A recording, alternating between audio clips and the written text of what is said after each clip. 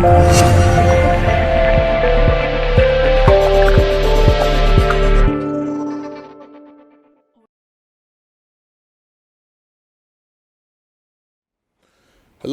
and welcome to another camera review.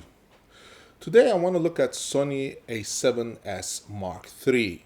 Now, this is a particularly important camera that will be announced very soon, and this camera is going to change the game. In a certain fashion, people have been asking me repeatedly whether they should go and invest in a Micro Four Thirds system like the GH5 or should they wait for the A7S Mark III.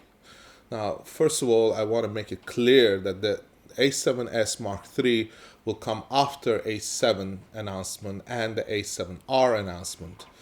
We should be seeing the lens also being announced, some of the new lenses that will be coming up the pipeline on Sony's lineup, along with the new A7S Mark III. Now, there's of course no official announcements, but there are certain information that we have been having access to that states the new camera specs, and some of the new camera specs might be something that might interest you, because a lot of times people have been looking into whether they should invest in one system or the other, or if you're in one system you may want to switch to A7S Mark III. Now, of course, the main competition has been the GH5.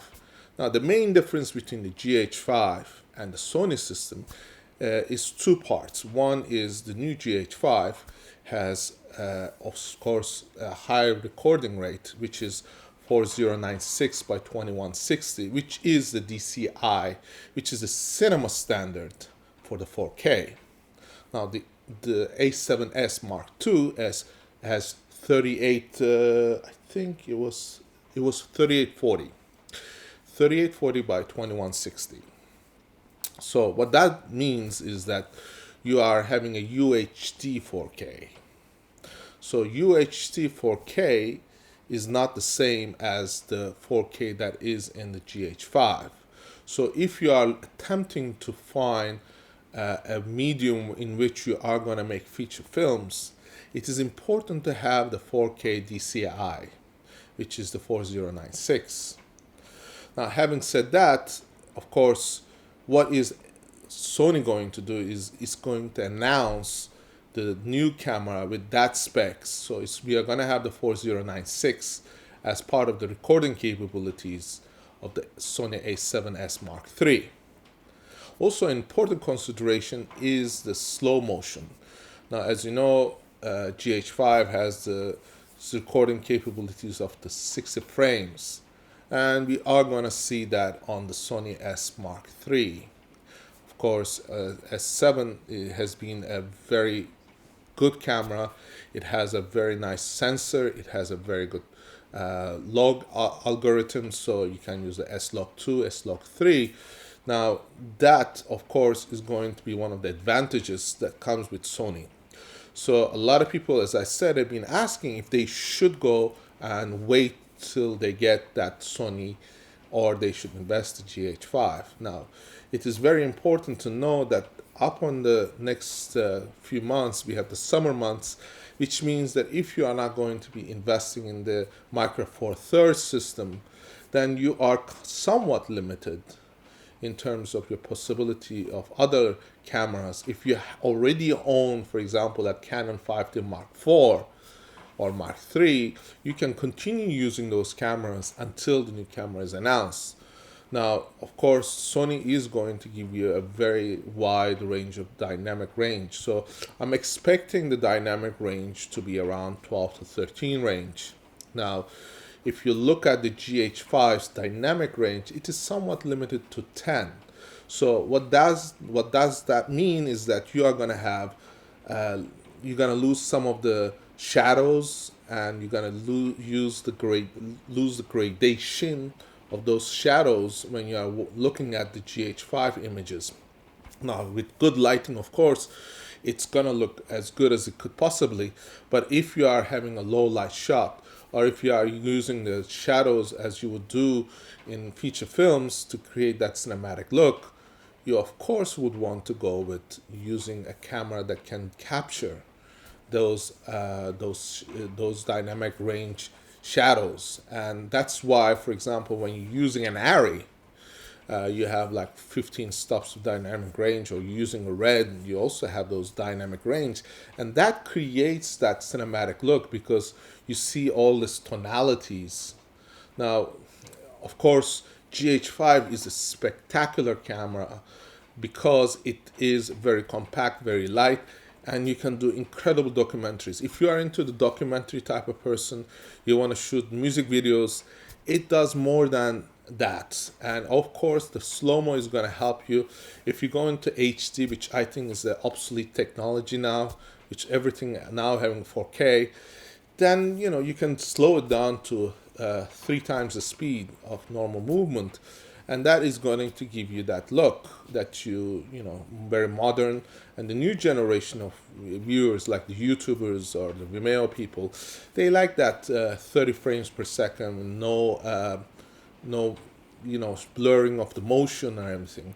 And that is of course something that is accepted somewhat in the documentary world.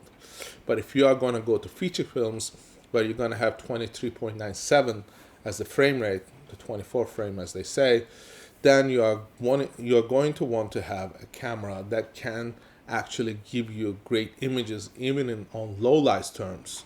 Now, comparing the low light capabilities of, for example, again, GH5 to versus the Sony, you're going to find that with the wide open apertures, you are going to get just as good images as you would get on an A7S Mark II or Mark III, but the dynamic latitude also is going to be the factor there. So if you're shooting, for example, with the A7S Mark III, you're going to have much more higher ISOs. Now, the usability of those ISOs is the critical determining factor. Now, some people are happy with having a digital noise creeping in after 3200, which is on the GH5. Some people say I'm happy with the 6400. I looked at the images, I used the cameras, so I know that the images that I'm most comfortable with is up to 3200 ISOs. So instead of pushing the ISO higher, what I would normally do is I will open the aperture. That means is that I will have a shallower depth of field, which will kind of be limiting in certain circumstances. But if you set up your stage right, if you set up your shot right, then you will gonna have a very good look. And that's why you have a focus pull. That's why you're gonna be able to pull in your focus. And now the GH5, for example, allows you to do that autofocus by adjusting the incrementation on how it follows or tracks the shot. Now we're going to have the similar experience with the Sony A7S Mark III, because it's going to allow you to follow with your camera and not have to use an external or third party to do that focus pulling. Now, as far as shooting feature films, it can be done. It can be done in any camera, of course. Yeah, I mean, before a decade ago, you could shoot in HD and it was perfectly fine. Now the standards have changed. Everyone seems to have a camera. What you want to do is differentiate yourself from the rest of the herd and say, here's the image I'm presenting. Here is the look I'm presenting. So if you have, for example, the A7S Mark III, you're going to be able to get that extra dynamic range. Now the colors are a whole different ballpark. It's a whole different topic, because the flatter the image, which comes like when the GH5 is the V-Log, and it gets you a very nice dynamic range. On the Sony side, the S-Log 2, for example, is a very good comparative format into recording, and that also is going to give you images. So what happens is in the post-production. So if you take the image, you put it onto your computer, whether you use Adobe or anything like the DaVinci, for example, whatever you use, it's going to be up to you to decide how you're going to tweak those colors. Of course, certain looks can only be stretched to a certain level. So that is going to determine how much image quality you're going to get, how the skin tones are going to look. And that is mostly determined on the lens that you use. For example, if you use a very newly generated lens that is designed to be extremely accurate and extremely sharp, it's not going to give you that look of cinematic look most of the times, because it's going to look too raw. It's going to give you that look that is going to make it look like it's been filmed by somebody who's just got a camera. But if you are going for that older look or something that has more of a texture, a character, now that is where the lens makes the difference. So if you're gonna put your lens on an A7S Mark III, and that lens is a new lens comparably versus to a lens that has been, has strong characteristics and gives you those beautiful color tones, whether you use on a GH5 or a Sony A7 Mark III, you're gonna have the difference, and the difference is gonna be in the lens, not in the camera recording it. Because you have to remember, both of these cameras, as good as they are not Red, they are not Arris. Now, Arri, with that huge dynamic range, is a camera that will blow most of the other cameras out of the market. But the problem is, people, when they watch it on YouTube or they watch it on Vimeo, they're not going to see that on that tiny screen that they have on their computer. Or nor are they going to see it if they don't have a computer that resolves to 4K.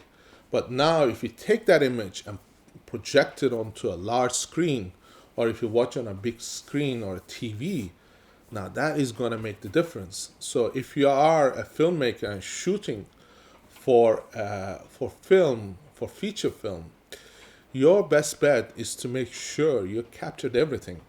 Now, having said this, look at it this way. You see those Instagram photos?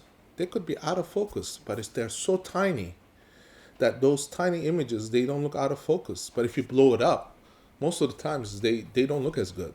So it's shrinking those images down that makes it look okay. So when you go onto YouTube and you look at those image comparisons between an Arri and a Sony A7S Mark II, you're going to say, oh, they looked about the same, but they don't look like about the same.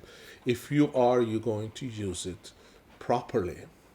There is a big difference between what Spielberg shoots or what one of the high production films shoots compared to what a 7S shoots.